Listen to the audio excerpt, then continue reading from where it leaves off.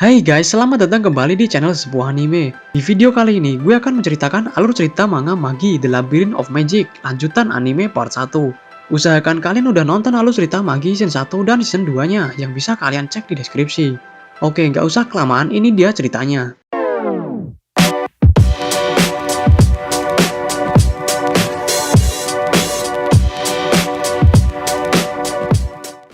Setelah perang besar berakhir dan Matal Mogamed meninggal, Magnostat perlahan-lahan memulihkan kondisi negara mereka.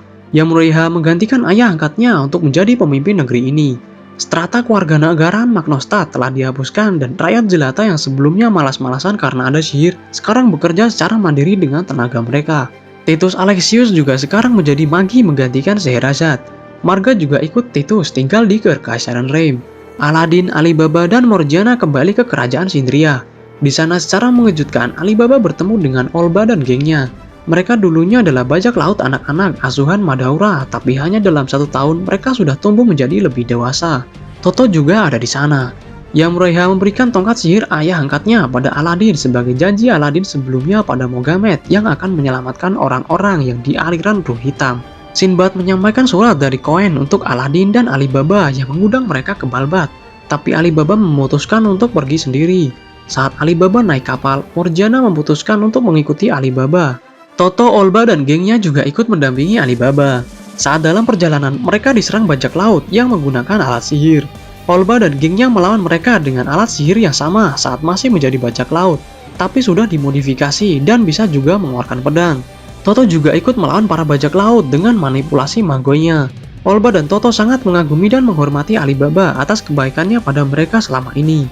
Karena itu mereka berdua mendapatkan kekuatan household vessel ganda bernama Amol Ahmor Gamek. Olba dan Toto menggabungkan kekuatan mereka yang menciptakan naga api dan berhasil mengalahkan para bajak laut. Setelah itu, Toto dan Olba memutuskan untuk menjadi pasangan dan akan selalu mendukung Alibaba. Di Sindria, Aladin sedang membaca buku-buku tentang roh, tapi tiba-tiba Yunan muncul di hadapan Aladin. Yunan dan Aladin mengobrol, tapi Sinbad diam-diam menguping dengan burung yang sudah terkena sihir suara Zepar. Jin Zepar bisa mengendalikan makhluk hidup yang terkena sihir suaranya tanpa mereka sadari. Yunan yang tahu Sinbad menguping lalu memarahinya. Sinbad balik marah karena justru Yunanlah orang yang bisa menguping pembicaraan seisi pulau Sindria. Setelah itu Yunan menggunakan sihir alkimia Al-Qodima. Ini adalah alchemic magic atau sihir alkimia di mana Yunan mengumpulkan semua partikel di udara dan dikonfigurasi lagi untuk menciptakan sesuatu yang berbeda. Yunan menciptakan pohon dan membangun rumah kayu. Yunan juga melindunginya dengan bor kuat agar Sinbad tidak bisa masuk. Sihir alkimia ini juga bisa membuat makanan. Yunan sudah berkali-kali bertemu dengan Ugo di Secret Palace. Orang biasa yang mati akan kembali ke aliran roh. Tapi Magi justru akan pergi ke Secret Palace untuk dibangkitkan kembali. Magi biasanya tidak akan ingat kehidupan mereka sebelumnya, tapi untuk kasus Scheherazade dan Yunan, mereka masih ingat dengan kehidupan mereka sebelumnya. Setidaknya Yunan sudah mati dan dibangkitkan sebanyak 9 kali. Di pelabuhan Balbat, Alibaba dan teman-temannya sudah sampai sana. Alibaba terkejut melihat struktur bangunan Balbat yang sudah berubah. Negara-negara yang telah ditaklukkan Kekaisaran Ko akan berubah menjadi Kekaisaran Ko itu sendiri. Sebelumnya, Balbat memiliki banyak candi dan masih menggunakan pakaian khas mereka, tapi sekarang semua itu sudah hilang dan tergantikan. Alibaba bertemu lagi dengan Zainab dan Hasan yang dulunya anggota Volktrup. Mereka sudah menikah dan mempunyai anak. Setelah Balbat dikuasai Ko, kondisi ekonomi mereka menjadi jauh lebih baik. Kebutuhan makanan orang-orang terpenuhi dan Balbat menjadi lebih tertata dan bersih daripada sebelumnya.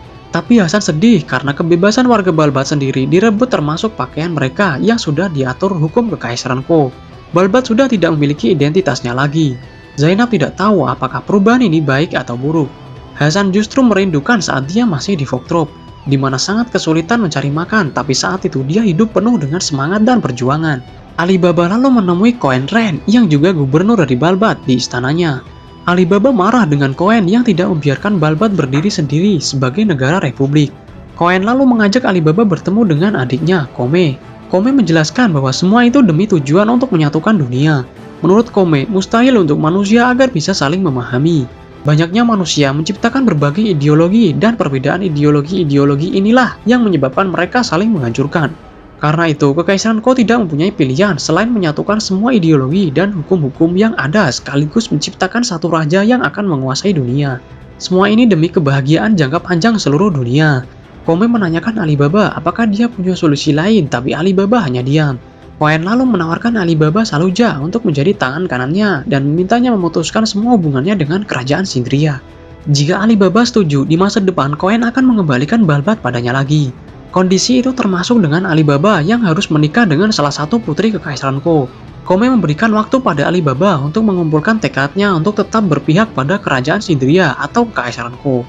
Tak lama setelah itu, Alibaba bertemu dengan Kogyoku. Kogyoku sangat senang dengan kedatangan Alibaba karena hanya Alibaba lah temannya di luar Kekaisaran. Di penginapan tempat Morgiana berada, tiba-tiba Mu Alexius menemuinya. Mu menceritakan masa lalunya yang pernah ke Great Rift dan bertemu Yunan.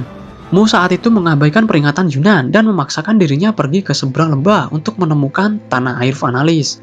Semakin dekat dengan tempat tujuan, Mu semakin berubah menjadi monster.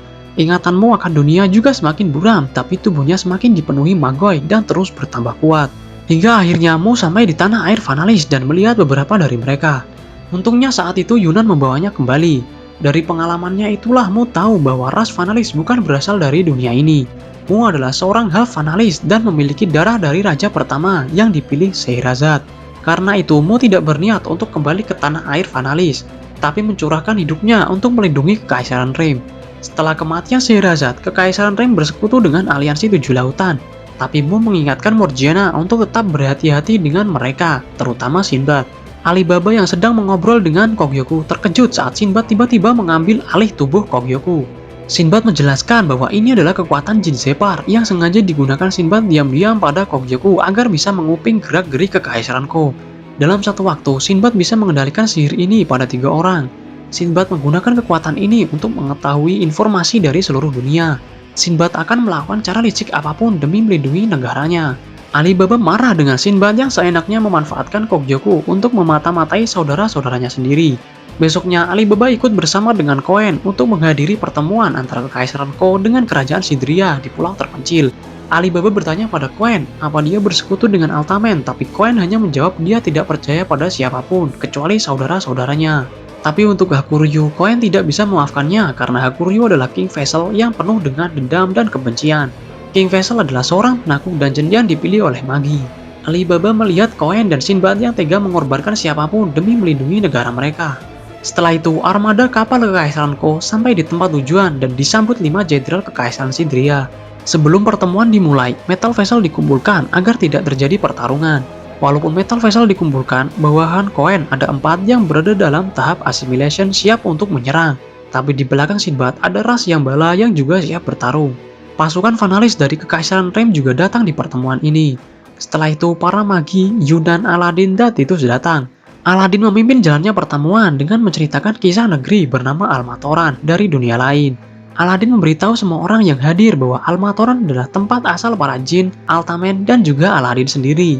Sang dewalah yang mengirim mereka dari Almatoran untuk datang ke dunia ini. Dia yang menciptakan bumi, langit, dan gravitasi.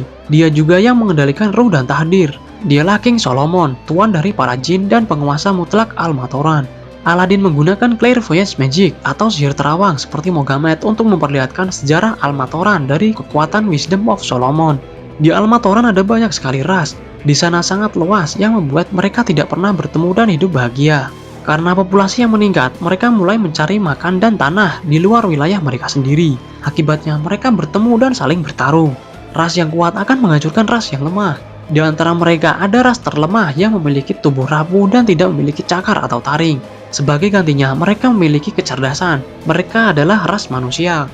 Tapi suatu saat di ras manusia muncullah seseorang yang dipanggil Solomon yang mampu menaklukkan dunia itu dan membimbing semua orang.